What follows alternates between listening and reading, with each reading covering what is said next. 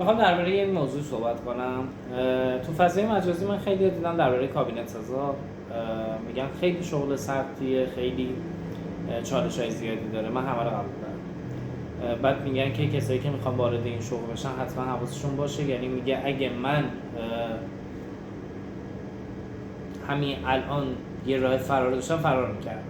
نکنید بهتون بگم شغل کابینت سازی یک شغلیه که داخلش خیلی شاخه‌های زیادی هست و هر کدوم تخصص خودشو داره. فروش یه تخصصی نیاز داره. خدمتتون بگم که حتی صفحه کابینت به غیر از MDF یه تخصصی دیگه داره برای سنگ طبیعی، اسلب‌کاری و کوارتز و کورین و مارمونایت و همه اینا یه تخصص خاصی نیاز داره. طراحیش یه نوع خصوصیتی داره، یعنی باید تخصص داشته باشی تو طراحی که بتونی هم مشتری رو راضی کنی، هم بتونی اون طرح رو اجرا کنی. آنالیز کردن دوباره خودش یک شغله، مونتاژ و نصب خودش یک شغله، برشکاری واقعا خودش یه شغله که خود خدمات کالا دارن از این راه نون در میارن. کسایی که میخوام وارد کار کابینت سازی بشن، من اصلا نمیخوام آموزش بدم که من میخوام شما رو کوچ کنم از این حرفا، نه. میخوام برای یک بار برای همیشه روشنتون کنم که وقتی که وارد این شغل میشید همچین طیفایی رو باید بگذرونید، همچین مسیرهایی رو باید بگذرونید و همه اینا نمیتونه توی وجود شما شاید باشه.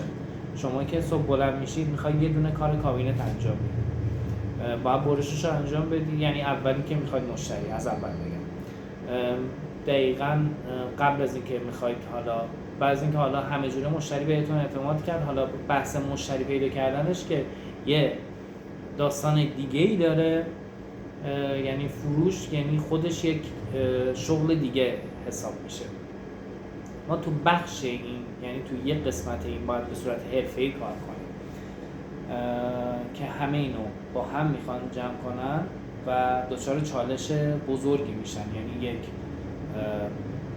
سبد خیلی بزرگی میخواید از زمین بردارید. خب تواناییتون نمیرسه، قطعا نمیرسه.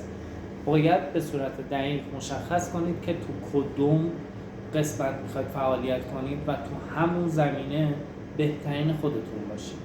تو زمینه فروش میخواید بهترین خودتون باشید، تو زمینه نصب میخواید ابزاراتون به صورت تکمیل، به صورت دقیق، به صورت اینکه شما نیازی حتی نباشه بتونید کابینتو مثلا به سختی بلند کنید، جک های خیلی خوب بگیرید، پیش دستی های گیره های خیلی خوب بگیرید. من تو همه فیلدا بودم، تو همه قسمتاش بودم. میخواید برشکار باشید، یه کارگاه منظم باید داشته باشید، فقط خدمات بدید. برید خدماتیای شهر خودتون رو نگاه کنید، برید خدماتی‌ها رو نگاه کنید، ببینید هر کدومشون روزانه چقدر درآمد دارن، واقعا درآمدی خوبی دارن. تو اون حوزه فقط بهترین خودتون باشید و اینجوری میتونید که کارتون پیشرفت کنید. ولی ما همه رو میخوایم با هم داشته باشیم، یعنی میگیم الان ما 100,000 تومان داریم میدیم به برشکار، بر فرض دارم میگم 300,000 تومان، الان 200 تومان و 300 تومان هر ورق برشه.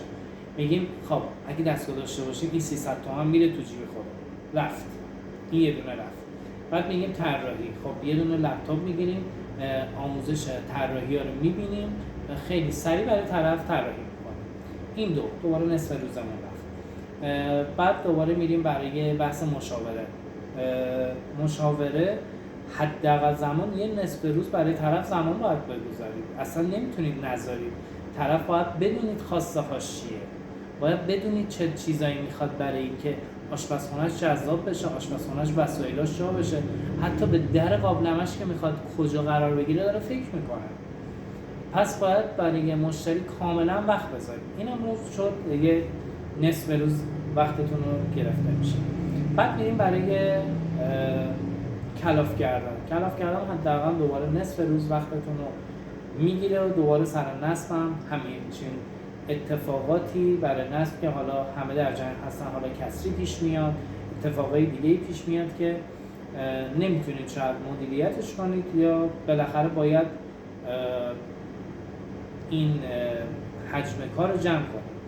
یک مسئله دیگه میمونه برای جابجایی. برای جابجایی میگیم اگه ما به کارگر مثلا بر فرض مثال مثلا میخواد 4 طبقه رو ببره بالا، 2 تومن میخوایم بدیم، اینم خودمون ببریم، پس دیگه هیچ جوره جونی برای آدم نمیمونه. و به خاطر همین خسته میشیم، به خاطر همین موضوع ما دیگه نمیتونیم فعالیت کنیم. پس تو همون شغل، تو همون چیزی که میخواید اونو ارتقا بدید و به بهترین شکل ممکن اینو انجامش بدید. میخواید تو فروش انجام بدید، کاملا برید تو فیلد فروش، یعنی دیگه لباسکاری پوشیده نشه.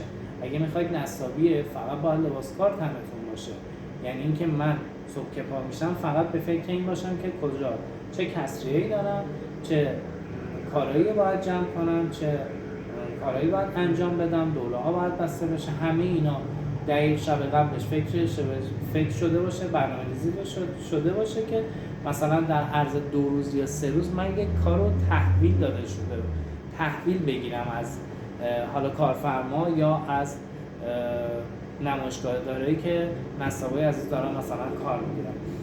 پس توی این شغل خیلی شاخه‌های مختلفی داره که میتونید ازش بهترین نحو پول در بیارید، پول درست در بیارید. کابینت سازی به این نیست که الان من بگم من یک کابینت سازم، بعضیا باور اشتباهشون اینه که من الان یک استادکارم، باید برم الان فلانی خونه رو مثلا انجام بدم. وقتی که این فکر توی ذهنتون میاد، یعنی اینکه راه اشتباهی دارید فکر میکنید. شما مشتریاتون، شمایی که میخواید نصب کنید، مشتریاتون اصلا فرق میکنه، یعنی دیگه نباید برید مشتری شخصی دوباره برمیگردید تو اون چرخه. شما باید براش طراحی کنید، باید براش آنالیز کنید، باید براش توضیح بدید و تمام وقتتون گرفته میشه بابت اینکه شما میخواید 2 روز نصب انجام بدید، بر فرض مثال 20 میلیون، 30 میلیون، 10 میلیون پول دریافت کنید. این 2 روزتون حذف شد، رفتید تو پله اول. پس این نکات رو باید توجه کنید که بتونید بهترین کارایی رو از خودتون دریافت کنید. صحبتام طولانی شد ولی احساس میکنم که براتون مفید بود. دمتون